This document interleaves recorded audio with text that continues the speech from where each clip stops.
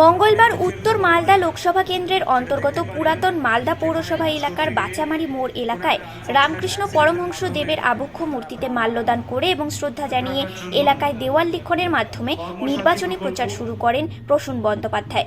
এদিন নির্বাচনী প্রচারে প্রার্থীর সাথে ছিলেন পুরাতন মালদা পৌরসভার chairman Kartik Ghosh, vice chairman Shafikul Islam, প্রাক্তন চেয়ারম্যান তথা বর্তমান কাউন্সিলর বিভূতিভূষণ ঘোষ, পুরাতন মালদা শহর কংগ্রেসের সভাপতি তথা ৫ নম্বর ওয়ার্ডের কাউন্সিলর, অন্যান্য কাউন্সিলর ও তৃণমূল কর্মীবৃন্দ।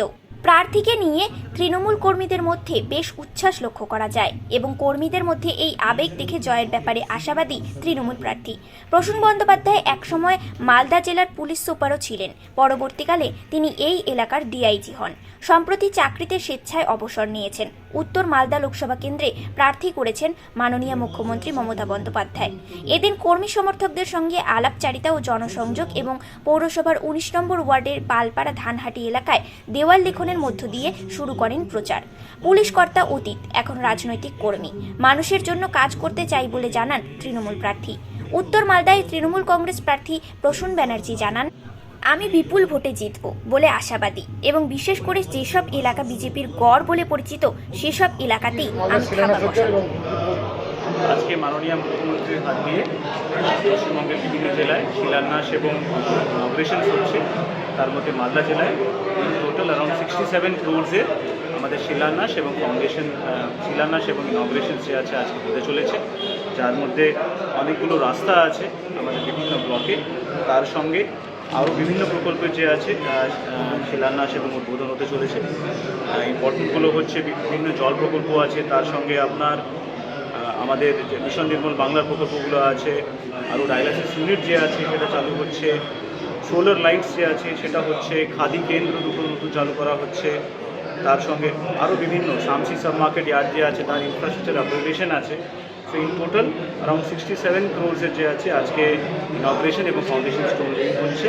তার সঙ্গে আমাদের মালদা জেলা থেকে পরিযায়ী শ্রমিকরা যারা বিভিন্ন রাজ্যে কাজে যান, তাদের মধ্যে যারা আনফর্চুনেটলি এখানে কাজ করতে গিয়ে প্রাণ হারিয়েছেন, রাজ্য সরকারের পক্ষ থেকে তাদেরকে আমাদের যে মাইগ্রেন্ট ওয়ার্কার স্কিম আছে তার মধ্যে দিয়ে আজকে 12 জনকে তাদের পরিবারকে 2 লাখ টাকা করে আজকে সাপোর্টও দেওয়া হচ্ছে। এবং তার সঙ্গে আমাদের যে বিভিন্ন দুয়ারে সরকার এবং জনসংযোগ কর্মসূচি আছে তার মাধ্যমে যে বিভিন্ন বেনিফিশিয়ারিজ বিভিন্ন বেনিফিটস পেয়েছেন, মানে অ্যাপ্লাই করেছিলেন, তাদেরকে সেই বেনিফিটস পাট্টা থেকে শুরু করে আরও বিভিন্ন বেনিফিটস আজকে এখান থেকে দেওয়া হবে। টোটাল অ্যাকচুয়ালি প্যাকেজ উদ্বোধন হয়েছে। আলাদা করে ডিএম সাহেবের কাছে আপনারা লিস্ট পেয়ে যাবেন। বিভিন্ন জায়গারই তার মধ্যে রয়েছে, বিভিন্ন ব্লকের উদ্বোধন রয়েছে। এছাড়াও আমরাও লেগে আছি, সমস্ত এমএলএ, পঞ্চায়েত সমিতির সভাপতি, জেলা পরিষদ সব নিজের নিজের এরিয়াতে আমাদের কাজের শুভ সূচনাও চলছে। কালকেও যেমন আমি নিজে 6.5 কোটি টাকা আমার এরিয়ায় করেছি, আজকেও সকাল থেকে 5টা করেছি, এখন গিয়ে আরও 4টা করব। এরকম সব জায়গাতে প্রচণ্ড দ্রুত গতিতে যত রকমের আমাদের 3টার পঞ্চায়েত, এমএলএ, মন্ত্রী এবং বিভিন্ন ডিপার্টমেন্ট থেকে যেগুলো কাজ হয়েছে সেগুলো 2-1 দিনের মধ্যেই আমরা শিলান্যাস করে সেগুলো সম্পন্ন করতে চাইছি।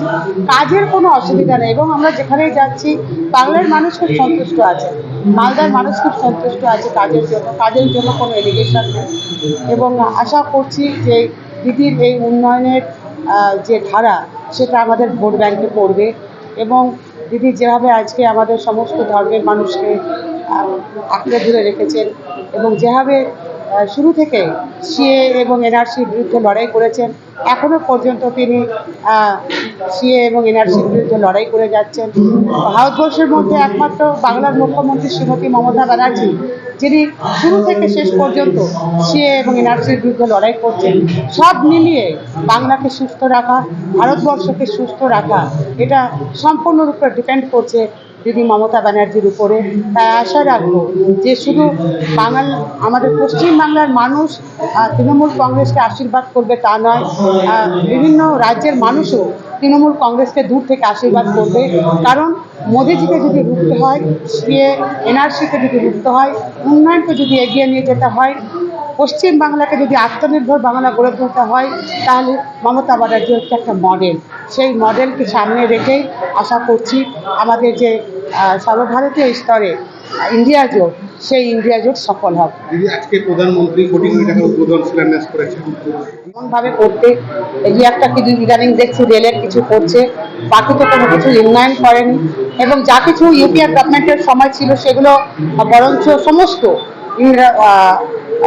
100 দিনের কাজ থেকে শুরু করে, আবাস যোজনা থেকে শুরু করে, বিএডিপি থেকে শুরু করে, আপনার ইন্দিরা আবাস, বার্ধক্য ভাতা, বিধবা ভাতা, প্রতিবন্ধী, একের পর এক প্রকল্প সমস্ত বন্ধ করে দিয়েছে। ওনার দ্বারা তো মানুষ উপকৃত হয়নি, বরঞ্চ ওনার দ্বারা মানুষ অপকৃতই হয়েছে। এবং শুধু তাই নয়, বিভিন্ন ইস্যুকে কেন্দ্র করে মানুষকে শুধু লাইনেই দাঁড় করিয়েছে, কখনো নোটবন্দির নামে, কখনো সিএর নামে, কখনো এনআরসির নামে, কখনো আধার কার্ড লিঙ্কের কেটে দেওয়ার নামে। সবসময় মানুষকে পরেশান করা হচ্ছে নরেন্দ্র মোদীজির কাজ।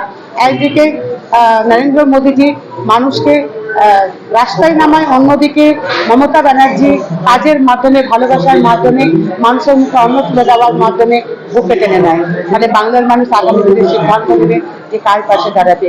যে বাংলার মানুষকে ভালোবাসে না, যে বাঙালিদের ভালোবাসে না, তার পাশে দাঁড়াবে, না যে বাংলার মানুষকে আঁকড়ে রেখেছে, বাঙালিদেরকে মাথায় করে রেখেছে, বাংলার উন্নয়নকে এগিয়ে নিয়ে যাচ্ছে এবং আত্মনির্ভর বাংলা গড়ে তোলার চেষ্টা করছে, তা সেই মমতা ব্যানার্জির পাশে দাঁড়াবে।